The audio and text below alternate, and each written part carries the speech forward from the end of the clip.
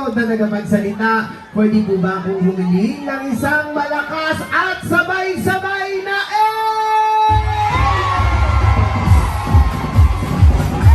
At sa mga pagkakataon din ito, isang malaking karangalan po para sa akin ang ipakilala ang isang leader na kahit kailan ay hindi tayo iniwan sa gitna ng laban natin sa pandemya. Ang isang leader na tunay na nagbigay ng pagmamahal, malasakit at kalinga at lalo tigit ang ating kaagapay sa oras ng ating pangangailangan. Ang batang galing sa hirap, nagsumikap. Ang batang Maynila, Yorme Isko Moreno Pangabasa! Thank you.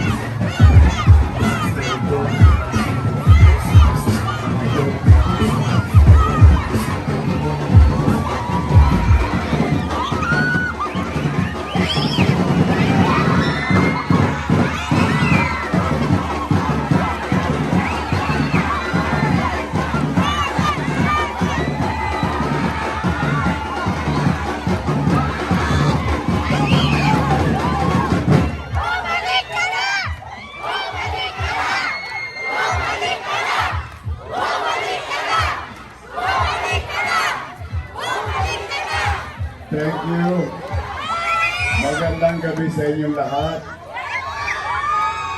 Pasensyahan nyo na yung boses ko.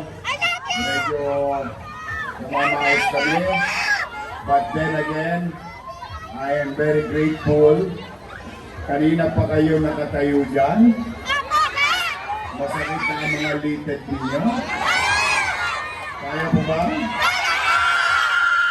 Kayo ba ay kumain na?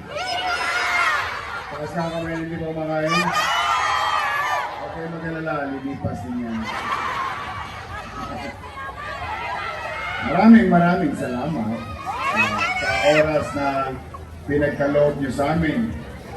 Pumanatag naman kayo, mga batang Tondo, mga batang Maynila, mga minamahal kong lolo at lola, nanay at tatay na mga senior citizen. I love you.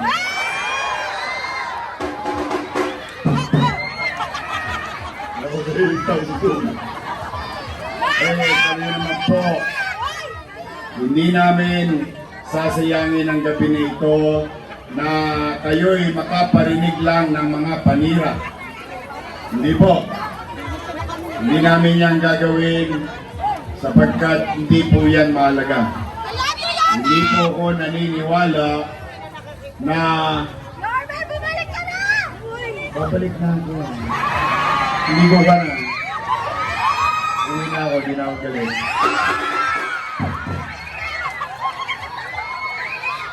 Hindi naman ako naniniwala na kailangan mong hilain ng may paa para umangat ka.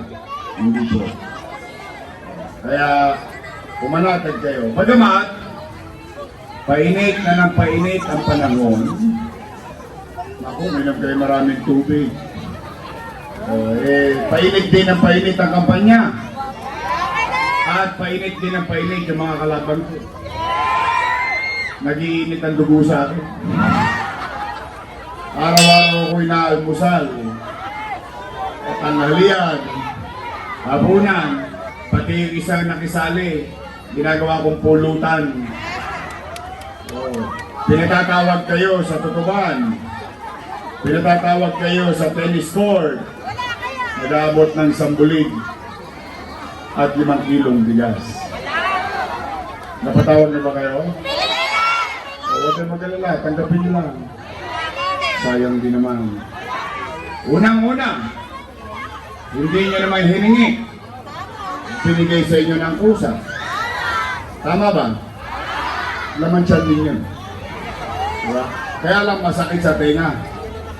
Dahil alam ko, wala naman kayo napakinggan doon, kundi ang pinakamasamang tao na ay si Yorme. Tama ba? Nalulungkot nga ako. Noong matapos ang filing, noong October 8, October 9, siningil agad ako ng utang na loob. Ako naman, Sa akin ako personal ko lang tong paniwala. Hindi naman kailangan paniwala yun. Pero kung pareho tayong paniwala, then so be it. Nay, tay, totoo. Ako po ay naniniwala na ang utang na loob ay walang katapusang bayaran. Habang buhay yan, binabayaran mo yan. Tama, mali? At ako ay may utang na loob kay Danny Lacuna. Hindi ko yan ipinagkaila. Hindi ko yan itinanggi. Hindi ko yan pinagkait sa kanila. In fact, bilang pagtanaw ng utang na loob kay Boss Danny, inaruga ko ang mga anak niya. For 20 years. 20 years.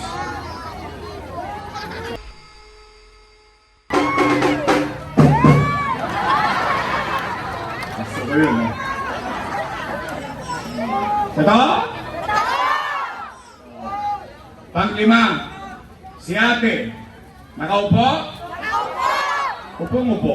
Dapat kang tumayo! Ilan sila? Happy? Hindi masaya ako. Opo. Deep inside me, and I swear to God, masaya ako para sa mga anak ni Boss Danny. Bakit? Yung hindi napagtagumpayan ni Boss Danny, sa tulong nating lahat, napagtagumpayan ng kanyang mga anak. Ngayon, kung sila ay naging mabuti sa paglilingkod sa kapwa o hindi, ay hindi naman ako para humusga. Taong bayan ang maghuhusga. Tama ba? Pinagagalit? Tatalim mo na sila! Eh, Yorme, tatanaw ka ba ng utang na loob? Hindi! Ang sagot ko, opo. Abay, bakit? Eh, Pilipino ako rin. Ganun talaga tayong Pilipino. Pag may utang na loob ka, habang buhay mo ang binabayaran ng kusa, hindi ng singilan. Tama, mali? Kaya lamang, meron lang akong pakiusap. Baka naman kung po pwede, ang pakiusap ko sa kanila ay kung po pwede, sa ibang bagay na lang ako tumanaw ng utang na loob. Sabi, bakit? Eh, may utang na loob din naman ako sa taong bayan. Kung wala ang Diyos at wala kayo, wala din naman ako sa kinalalagyan ko ngayon. Eh, masama naman bandingin ko yung panawagan ng taong bayan. Bumalik ka na. Bumalik ka na! Bumalik ka na! Bumalik ka na! Eh, taong bayan sumisigaw na bumalik ka na. Eh, huwag niyo masyadong lalangasan. Baka masigawan ni kayo. Wala na, wala na!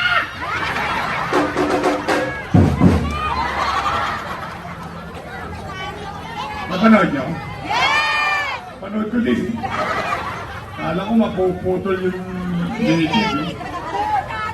Nagagalit. Dapat sila nagagalit. Hindi naman sila may-ari ng pwesto na yan. Pag-aari yan ng taong bayan. Kung sila ay nagbuti sa kanilang tungkulin sa mamamayan, makita sila o hindi, iboboto sila ulit ng taong bayan. Tama ba? Nakakalaiti. Bibigay lang ng 1,000, kailangan siraan pa ang kalaban. Di sana, nagsabi na lang sila kung ano ang gagawin nila. At nagsabi na lang sila kung ano ang ginawa nila. Palibasa, wala kang magawa, wala kang nagawa, kaya wala ka rin may kwento. Tama, mali? Para kapitbahay mo, ikaw, maaga, gumigising, alas 4, alas 5, maggagaya, lalagay mo lahat ng Natasha sa mukha mo, ayusin mo ang buhok mo, lalabas ka na, paglabas mo, yung tambay, bigla nagsabi, ay, eh, samantalang siya, tambay, ikaw may trabaho. Tama, mali? Ikaw may gagawin siya, wala. May maasabi lang. Eh, ano sinasabi ba nila? Si Yorme, maraming iniwang. Baka nakapunta na nga kayo. Sinabi nila yun? Nakita ko rin. Totoo ba sinabi nila yun? O sige. O ngayong gabi, basta wala tayong sira. Chill-chill lang tayo rito. Ala tayo rito. Real talk lang tayo rito. Basta Mafia. Real talk ang kumain. Bars pero broke ang panin. Race cars at mga dope na women. Real talk. Nay, tay, lolo't lola ko. Nung binoto niyo akong mayor in 2019, wala kayong narinig na sinisi ko yung sinundan ko na walang iniwang pera. Wala. Bakit? Nagbobon kagad ako. Bakit? Ibinoto niyo na akong mayor. Idikargo ko na lahat ng responsibilidad mo. Tama mali? O anong ginawa ko? Nilinis ko kagad ang Maynila. Ibinalik ko ang kalsada sa taong bayan. Nilagay ko ang disiplina. Hinuli ko ang mga tulongges sa Maynila. Kalawit dito, kalawit doon. Pumapanatag ang pamumuhay sa Maynila. In fact, you can Google it. Lahat ng ginagawa sa Maynila became national policy ng DILG. Ipinatutupad sa buong bansa. Naging modelo tayo ulit. Lumilipad na tayo, bigla tayong boom! Panis.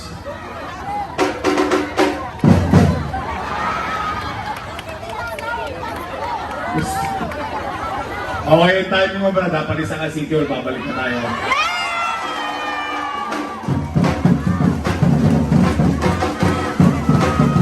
Yun na. Oh. Anong dumating sa buhay natin? Pandemya. Anong masamang epekto ng pandemya? Wasak ang ekonomiya. Walang ekonomiya, walang trabaho. Walang trabaho, walang pitsa. Walang pitsa, walang chicha.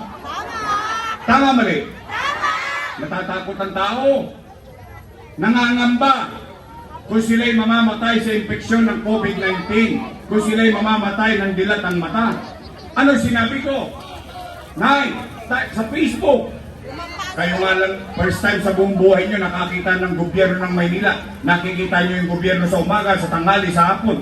24 oras nakabulat-lat ang gobyerno ng Maynila. Tama mali? Ano sinabi ko? Nay, tay, mga lolo't lola ko, mga batang Maynila, umanatag kayo. Huwag kayong mag-aalala. Pag ako, wala nang maibebenta, wala nang mautangan, nakita niyo itong relo ng City Hall, ipatatas ako ito kay Tambunting, makaraos lang tayo. Yun ang sinabi ko. Ano ngayon ang naging epekto ng paggamit ng abilidad ng isang ama, ng isang ina, nay, tay, hanggang doon sa dulo. Kayo na mga nangabuhay dito, kayo'y testigong buhay. Yung iba, testigo ko patay na eh. Wala, nagka-COVID eh. Pero kayo, hanggang dyan sa Kodli, hanggang doon, kayo mga nangabuhay dito, kayo'y testigo. At least masasabi ninyo, noong panahon ng pandemya, walang nagutom sa lungsod ng Maynila. Ito? Talaga? Buwan-buwan, may food box. Mayaman, middle class, may hirap. Per family, not household. Ibig sabihin, maaaring sa isang bahay, 3 pamilya, 3 food box. Hindi pa nga naubos yung food box, dumarating na naman isang food box. Tama mali? Nakain nyo? Natikman nyo? Natanggap nyo? Naramdaman nyo? Oh, yan ang kwento. Lagyan natin ng kwenta. Kasi tayo, meron tayong kwento na may kwenta. O, pagpalagay na lang natin, 1,700,000 families times 1,000, no magka? 7 million! Patay na. 100! Panglaki rin lang ako, Yorme. 700 million piso. Malaki pera? Malaki! 700 million? Yes! Malaki? Malaki! Times 8. 5.6 billion! 8 times 7. 56. 5.6 bilyong piso. Malaki? Malaki? Malaki? Nasaan na yung 5.6 natin? Nakain natin? Kinain. Niluwa. Gone with the wind. Pero, nakatawid ba tayo? Walang nagutom. Nagkaroon kayo ng gobyernong masasandala sa oras ng kadiliman. Oh. Tay, hindi ko pa binanggit yung kapat. 1,000 pesos per family. 700 million plus 5.6, no magka? 6.3 bilyong piso. Ngayon naman, taas ang kamay na may anak na nag-aaral sa public school dito. O yan. Naalala niyo pandemya. Ano sinabi ni Secretary Liling Briones? We will not allow face-to-face classes. Kinansel ang eskwela. Ano sabi ni Liling? Kailangan natin maghanap sa technology. Sakit na naman ang ulo ng tatay. Sakit na naman ang ulo ng nanay. Bakit? Wala ng trabaho. Tukod na sa chicha. Toskas pa sa tablet. Pero hindi. Hindi. Hindi. Lahat ng bata sa Maynila nagkaroon ng tablet para sa pag-aaral niya. Tama mali? 110,000 pieces of tablet. May tablet ka na, may internet ka pa. Tama ba? Nagamit ang anak nyo. 10,300 teachers. Bumili tayo ng 11,000 laptop. Si ma'am, si sir, may laptop na, may internet pa. Nakatawid pa tayo sa pag-aaral natin? Talaga? Nagamit nyo? Sino bumili? Siyudad ng Maynila. Tama mali? No magka 1 billion pesos. Tablet and laptop. No magka internet 300 million pesos. 6.3 plus 1.3 7.6 billion. Dalawa pa lang ang pinag-uusapan natin. Tama mali? Tama! E paano yung remdesivir? Tocilizumab, molnupiravir. Tayo lang ang may gamot. Bakit? Ang isang taong may sakit ng COVID, mabuhay lang.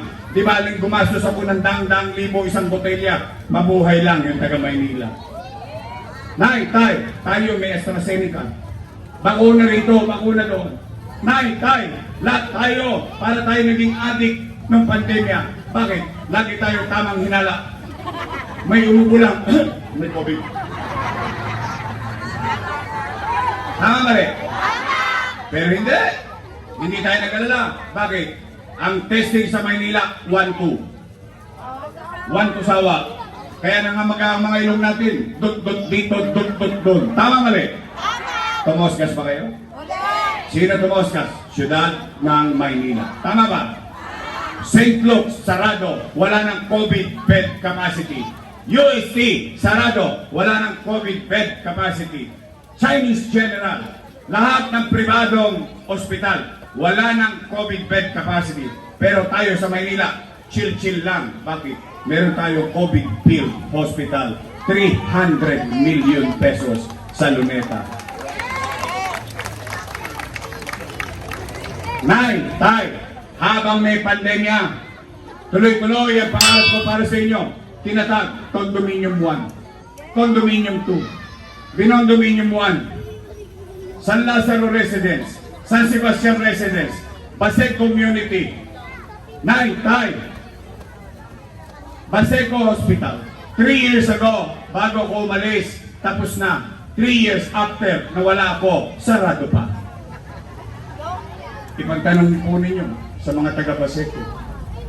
Nay, 10-story, fully air-conditioned, bagong ospital ng Maynila. Na may CT scan machine, na may MRI machine. Ang tanong ko lang, bakit hindi nagagamit ng mga taga-Maynila itong mga ekwipo na ito? Ano yan, drawing? Magkano yan, Yorme? 1 milyon? Hindi. 10 milyon? Hindi. By the hundreds of millions. Bakit? Kasi yung mayaman, kaya magpa-diagnose, kaya magpa-CT scan, 7,000, 10,000, wala, pipitsugin, magpapa-MRI, 30,000, 20,000, sa mahirap pa ipagawa yun. Ano sasabihin sa'yo na mahirap kung may 20 mil siya? Ikakain ko na lang todo. Kaya ano nakukuha na mahirap? Himaspirin. Gagaling. Gagaling.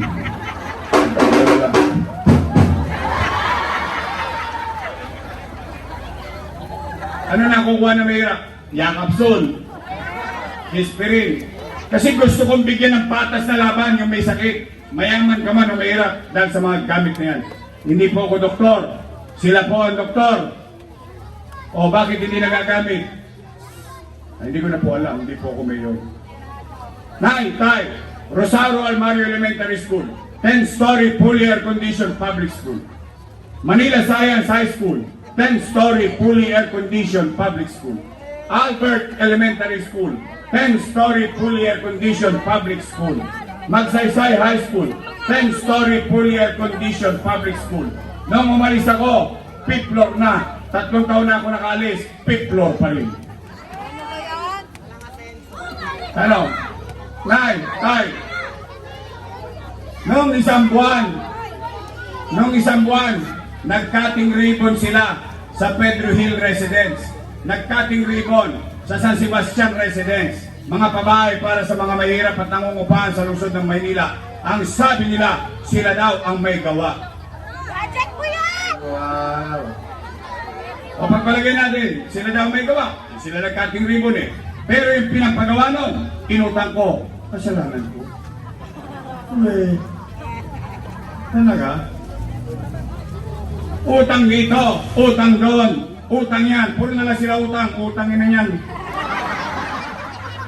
Hoy, tawal mo pura ha mga bata. At sinabi ko, utang ini yan. Ito, real talk lang tayo. O tanong, nagamit ba ng tao ang pera? Napakinabangan ba ng tao ang pera? Ang bansa ba may utang? Trilyon. Naramdaman niyo? Nga. Maynila ng utang, may pandemya. Naramdaman niyo? Salamat sa Diyos, nakaraos tayo.